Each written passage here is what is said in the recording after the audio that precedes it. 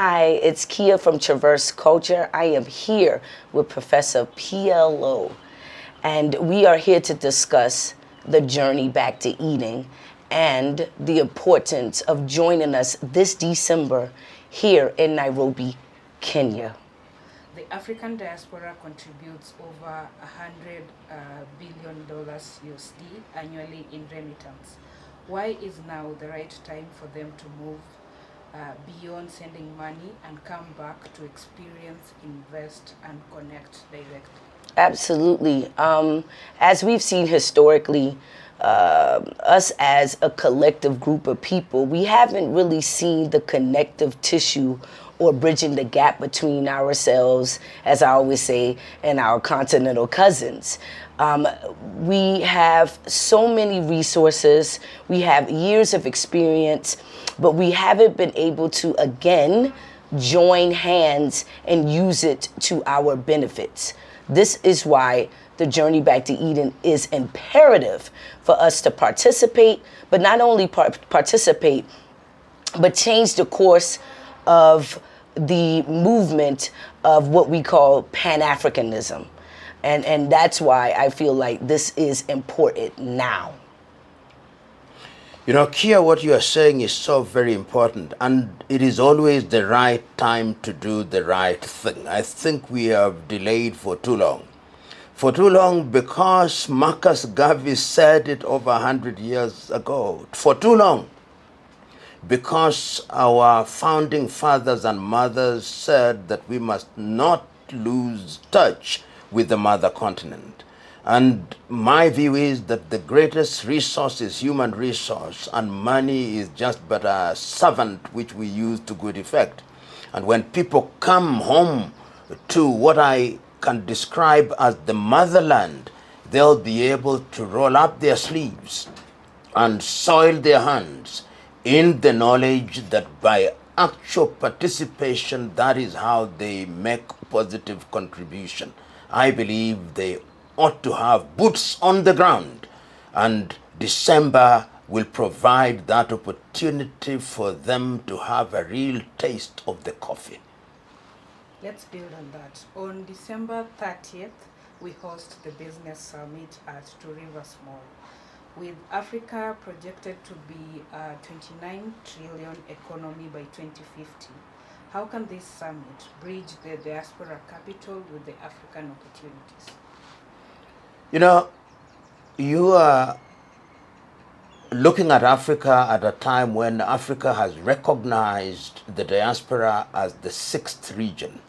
And this is in recognition of the fact that they have potential. If you look at the men and women in the diaspora as professionals, as business people, and you look at the money that they command and the resources that they command, and look at it in the context of Africa Agenda 2063, in the context of Africa Continental Free Trade Area, then it tells you that what is needed is for people to work in unison.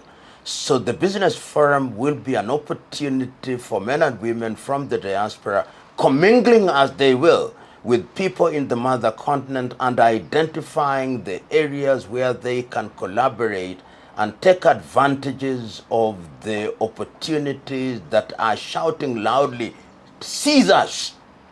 Everybody sees these things. It is us who are late in seeing them. So the time is now for us to seize these opportunities, and that meeting will, in my view, be the opportunity to do so and to push the envelope in the right direction.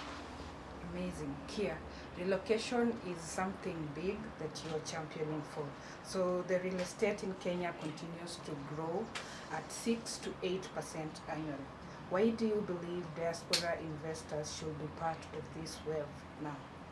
Right. So, as Professor said so greatly, that we sometimes take our time to invest in industries that some of our counterparts have been doing for hundreds of years.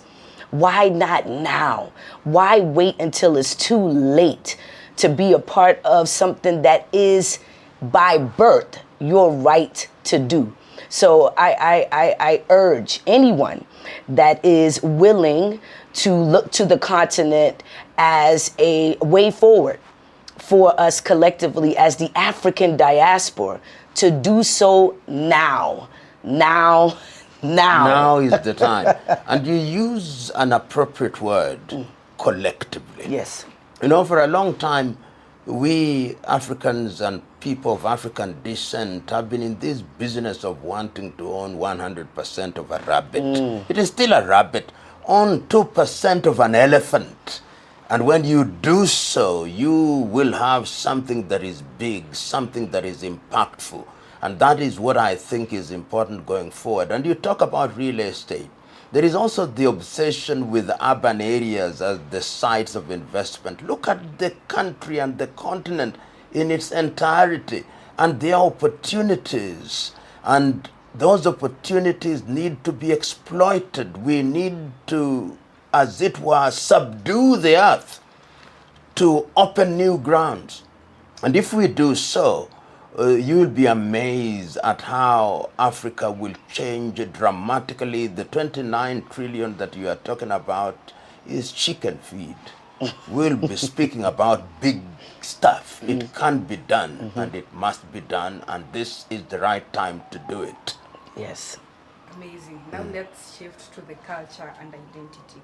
Professor, you've traveled along the globe, and on 31st December, we host the Global Cultural Expo, showcasing music, fashion, heritage, and studies shows that 80% of the diaspora youth feel disconnected from their roots. How does culture help in restoring identity and pride? Because we are looking to invite everyone from across the globe: Kenya, US, UK, South Africa, Ghana. You know, there's a Kiswahili saying, mwachamila ni mtumwa. He or she who abandons culture is a slave. And this is a time for cultural renaissance, for people to begin to recognize that there is something in African culture in its diversity. African culture is diverse, yet there is a single thread which connects the culture. When you are talking about the Wolof, the Mosi, the Agikoyo, the Luo, the Kamba, the Luhia, the Zulu, all of them have beauty to be showcased. And culture is a multi-trillion industry. Just don't look at it as song and dance.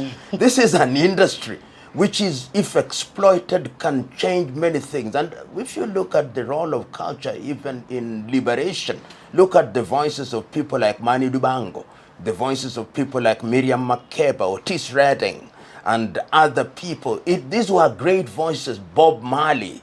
These were great voices, and there are many young people who are coming. Look at the writing space and see the literature that is coming. The painting is now that we are recognizing how much of our artifacts were stolen and are resident in Smithsonian Museum, Le Louvre, Guggenheim museums. All these are there, and we are saying the time is now for renaissance. And if we look at it in terms of monetization, it can be a major employment industry. You know, look at Nollywood now.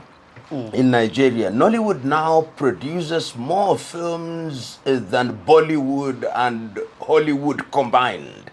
And we could do it in Riverwood, in Bongowood, and in other woods, if we must still use the wood thing. But we will do it regardless. So that day is a great day. And I look at it as not one that is only song and dance, but the beginning of something huge. I'll say, for me, it's huge because I am the child of Africa who've been stripped from my culture and my roots. And so the day of the Culture Expo not only represent us as a collective showcasing our culture across the board, but it is a day of relationship building. It is intentional that we get to know each other on a level that we haven't been able to do or see historically, so that we can have further conversations rooted in substance and not ignorance, so that we can also leverage the differences of the 700-year gap that we've seen us as the stolen children of Africa over time. And so for me, the Culture Exchange Expo is imperative for us to move towards what I like to call conscious trade and commerce. Absolutely. Now we are wrapping up this video. So if an African American, a Caribbean, a European Africa, or indeed any other member in our wider African diaspora were watching you right now, how would you extend a heartfelt invitation for them to be part of this journey? You know, there are two books that have been written in the recent past. One is Homecoming and one is Homegoing. Whichever one you choose to use, whether you are in St. Kitts and Nevis, you are in Jamaica, you are in Trinidad and Tobago, Antigua and Barbuda, the United States of America, Brazil, Colombia, Australia, Europe or America, the time is now for you to come home, because home is where your heart is. There is a beautiful Kiswahili saying, mwenda omo na tezi marejeo ningamani. Wherever you go, the back of the ship or the front of the ship, you still come back to the middle. And it is never lost on me that Africa is in the middle. And we have recently discovered what some of us knew all along, that the cartographers of Europe made Africa look small. We want Africa represented in its proper size. Come home. Come home. Come home. Home is beckoning you. Yes. As I sit next to Professor, I'm humbled by the fact that he would even grace us to be a part of such a historical movement. And so I echo what he has said. The time is now. We do not have time to play games. We do not have time to continue talking and having 100 conferences. We need to execute now. So you are welcome to the Journey Back to Eden again this December 2025 to January 2026. We want to see you there.